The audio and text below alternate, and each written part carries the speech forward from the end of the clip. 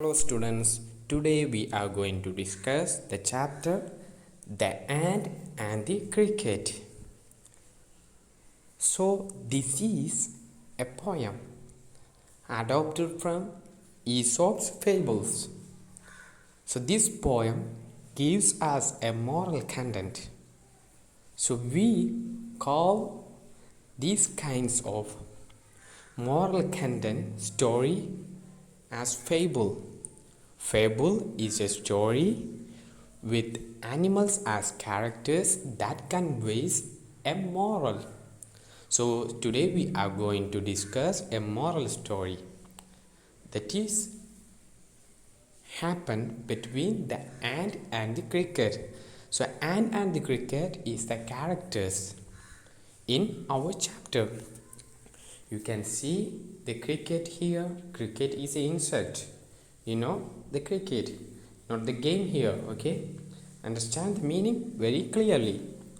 So you can also see the ant here. The ants are talking something to the cricket. So we can find in the poem a conversation between the ant and the cricket.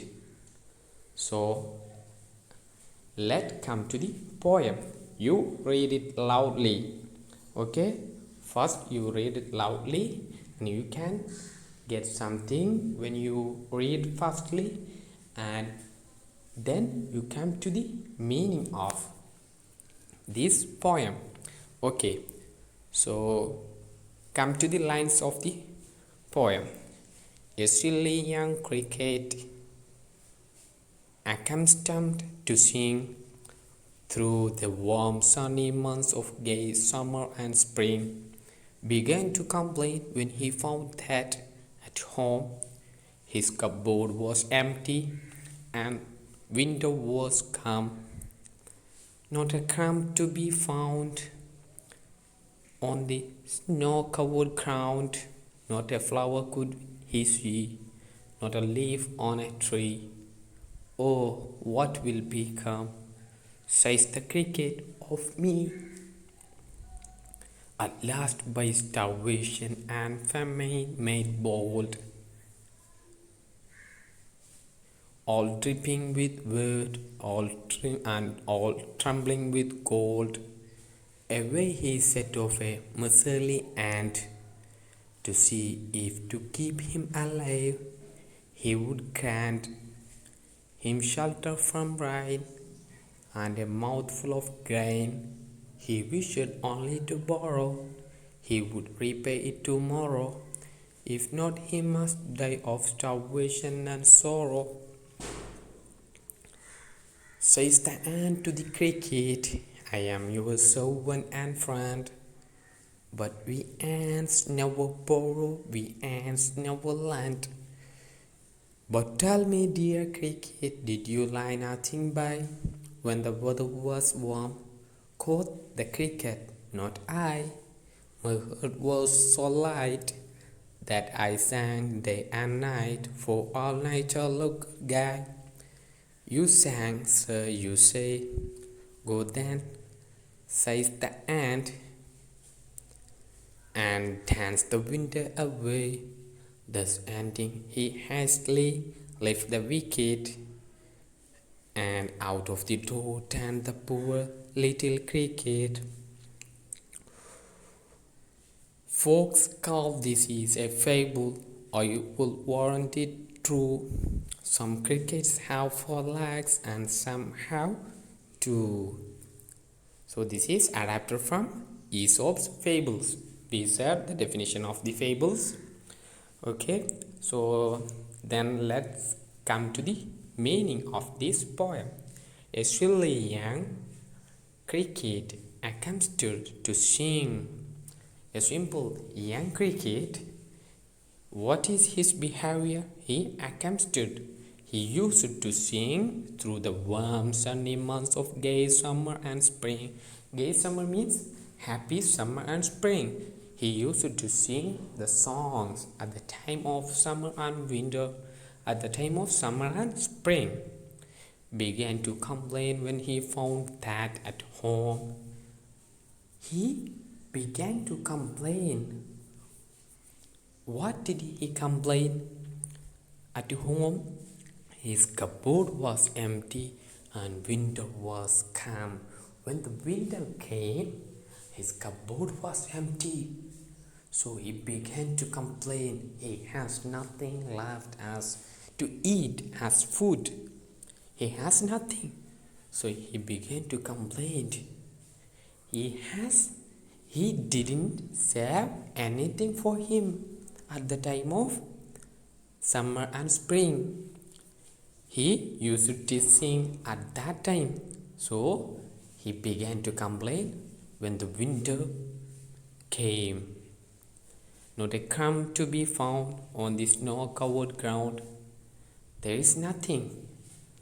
Not a crumb to be found on the snow-covered ground. The ground are covered with snow. Not a flower could he see, not a leaf on a tree. There is no flower he can see. There is nothing left on the leaf because all is covered with the snow. Oh, what will become, says the cricket, of me? What I can do? He regrets at that time. What will he become? At last, by starvation and famine made bold. So, being starved, nothing left because of scarcity of food. All dripping with wet, all trembling with cold, he is shivering at the cold. Away he set off to a miserly ant. He went secretly to an ant. Why did he went to the ant? Why did he go to the ant? Because he wanted something to eat. He has nothing to eat. To see if to keep him alive he would grant. So he went to the ant to see if that ant could keep him alive. He would grant him shelter from rain. This ant would give him the shelter from rain and a mouthful of grain, and he would also give him the grain to eat. He wished only to borrow, he would repay it tomorrow. So our cricket intention was to borrow something as food, and he intended to give it tomorrow. Tomorrow means when he get the food, so he will repay it back. That was the intention of cricket. So he came to the ant and asked him if there is something, if there is anything to give him. He came to the ant. If not, he must die of starvation and sorrow. If the ant refused to give the food, give the shelter, he would die because of starvation and sorrow. Says the ant to the cricket. Then our ant says to the cricket, I am your servant and friend, but we ants never borrow, we ants never lend. We never borrow, we never lend. So ant refused to give the food because ants never borrow, ants never lend. Borrow is the opposite of lend. But tell me, dear cricket, an ant asked to the cricket, tell me, cricket, dear cricket, did you lie nothing by when the weather was warm? You save nothing at the time of warm. Don't you save anything at the time of warm? Quoth the cricket, not I. Quoth is a old English, so it means not said the cricket said, not I didn't save nothing. My heart was so light, full of light, that I sang day and night. So I sing the song at the time of war, day and night, for all nature looked gay. The nature looked happy because of my song. That is why I sang the song all the day and night. You sang, sir? You say, are you saying you sing the song at the time of war? The ant asked to the cricket. Go then, says the ant, and then said to the cricket, go then and dance the winter away. You do dance at the time of winter. You sing at the time of warm. Then you can dance at the time of winter. Thus ending, we hastily lift the wicket. Thus ending, he hastily lift the wicket. So that was the ending of conversation. Our ant quickly, hastily means quickly, and the conversation saying go and dance at the time of winter. And out of the door turned the poor little cricket. The cricket, he went back. He was refused. Folks call this is a fable. I will warrant it true. I will warrant it true.